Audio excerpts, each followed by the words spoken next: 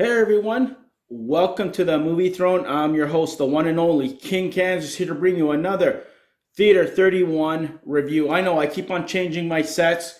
I apologize. You know me, I can't sit still. I have to keep on changing things. But anyways, I'm not here to talk about the set or whatever's on the back wall or anything like that. I'm here to bring you another Theater 31 review.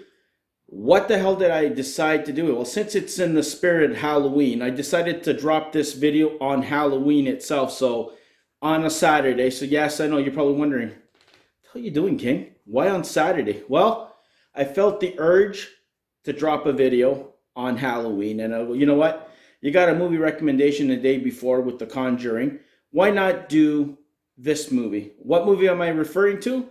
Look over my shoulder, guys. I don't know if it's here or there, but look over my shoulder. It is Fantasy Island. Yes, you heard me correctly. Fantasy Island. It's the one that was released earlier this year in February before all this COVID-19 chaos happened in our lives. It was released February 6, 2020. It's about an hour and 50 minutes long, guys, I think. It's directed by Jeff Wadlow. It's co-produced or released by Blumhouse and Columbia Pictures, Sony. Okay? It stars, listen to this cast. Michael Pena as Mr. Rourke. He's kind of like Carlos Montalban's character. He's the guy who's in charge of the place. You got Maggie Q. Haven't seen her in a while. I forgot, and I was kind of surprised to see her in this, which is great. A little credibility, even though, I'll just leave it at that. You have, what's her name? Lucy Hale. She plays Melanie. She's kind of like one of the main characters in the movie. Austin Stowell. Jimmy O Yang. Portia Doubleday. Ryan Hansen.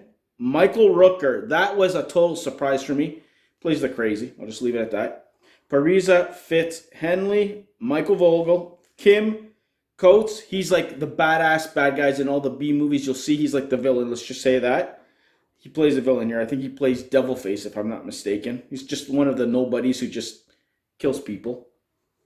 Then you got Robbie Jones, Jenya, Benn, and Charlotte McKinney. Okay, so there you go. And as you guys always know, there's going to be a little non-spoiler and then spoiler. There's not really much not to spoil or spoil. You're either going to watch it or you're not.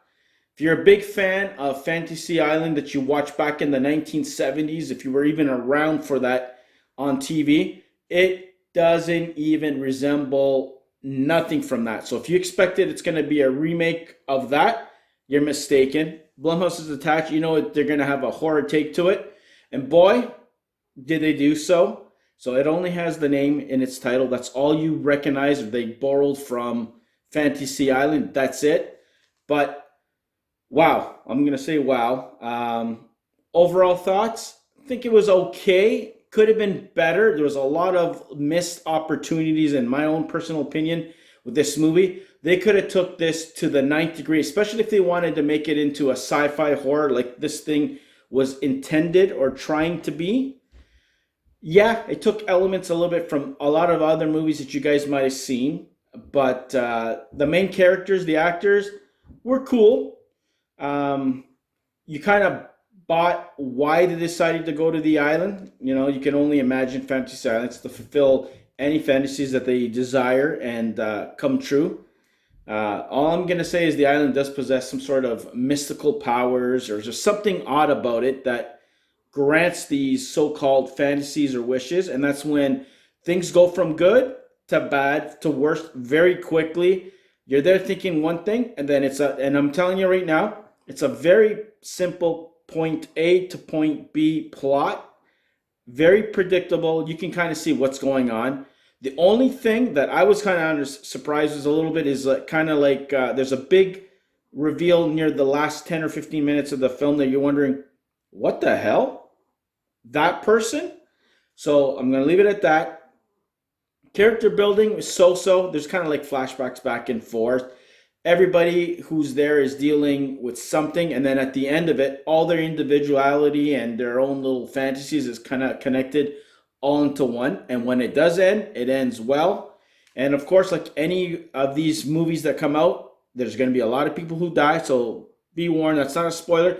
People will die, and there'll be survivors. That's all I have to say. Will there ever be a sequel? Maybe. but I don't know, based on the box office numbers and it tanking, I don't think so.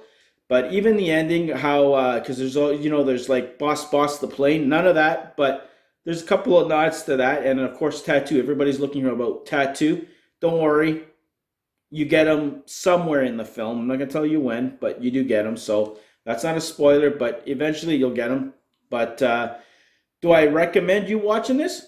Nah, you can skip this totally, unless you're a big fan of Lucy Hale or any of the other guys like Michael Rooker or anything like that, or Michael Pena. Pena. So I can't even say it properly. You might want to check it out. Are you gonna miss anything? No. I liked it. I didn't loved it, and I won't recommend it. You won't see it in my movie recommendation videos at all anywhere on this channel. So okay, there you go. That is my non-spoiler. Now let's put the spoiler above my head somewhere on the screen, whatever it's going to happen to be. Wow. It's predictable. It's whatever. I'm telling you right now, the beginning has these 5 guests that show up on this island that are greeted by Michael Pena's character. He is the new Carlos Montalban character. He plays this, what do you call it, Mr. Rourke guy. Wears his suits, control of the island. He has minions and goons that kind of do this thing, like for him. They basically will die for him. You learn that he's connected to the island because he's kind of like fulfilling a fantasy of his own concerning his wife. He's doing all this basically, guys, to keep his wife around. That's what it is. He has to grant other people their wishes so he can keep his wife around him. You find out the assistant that he has in the movie is his wife, but he tells her that you're her assistant because she keeps on dying over and over if wishes and whatever doesn't go down there. He has to, whatever people want has to come to fruition completely. If not, shit's gonna hit the fan, right? So you got these 5 characters. Everybody has their own reasons for being there. One person wants to relive the moment that someone asked her to marry her and she refused, and that kind of twisted her life around. You got one young girl played by Lucy Hale that she was picked on all her life by this particular girl. She ends up being on the island, and then she's a mainstay after that. Like, there's a scene that she gets busted out and she gets saved by her. But boy, do we get twists with that situation. Then you got the 2 brothers who just want to have a big party and live large, which is very simple, and they're the first ones who start their fantasy. But yeah, then you got crazy people. This is the cool. Oh, then you got a guy played by Austin Stowell. He wanted to meet up with his father because his father died. He sacrificed himself, jumped on a grenade and died, and whatever. He wanted to prevent that so he can change that. Maggie Q's thing ends up wanting another fantasy, and there's only a rule of you only can do one thing. You can't change it, but she finds a way to manipulate talking to, what do you call it, Michael Pena's wife. She gets around and getting another one, and you're like, that's cheating. How dare you? And she wanted to save this particular guy, and then that's the guy who died in a fire, apparently. She couldn't rescue him. She sees all these people in her fantasies for some reason in that particular moment. So that's when you start to find out the crumbles are starting to fall, that all these guys are connected. So all the guests that got brought to the island are connected some way. We find out later, as the movie's progressing, you meet Michael Rooker's character, and he's like a guy who went there to investigate stuff. He discovers stuff. So he's hiding, not trying to get killed and everything. He befriends Lucy Hale's character and that Portia Doubleday, I think that Sloane her name was in the movie, trying to get him off the island, but he ends up biting the bullet. He jumps off the damn cliff, saving him, whatever the hell. So they're trying to get on this damn plane, and as they're going on this plane, go, how are we going to get a phone call to this pilot to come and get us? So they go back to where the hell it all began for those 2. They were trapped in there. So she gets the whole bunch of them. There's about 4 or 5 of them. People die. The one of the brothers dies. The one guy near the end, he jumps on a grenade or something to save him from dying there, which is kind of stupid. But you kind of slowly figure out that everything's connected together. This is the big twist. This is the shocker moment of all that you guys will probably be surprised. I was kind of surprised. I go, her? Yes, it's a her who's behind it. Apparently, Lucy Hale's character is the one who's behind it. She's the one who had this fantasy to bring in all these losers there so she can exact her revenge for not saving this Nick guy who burned in the apartment that's connected to Maggie Q and all this stuff.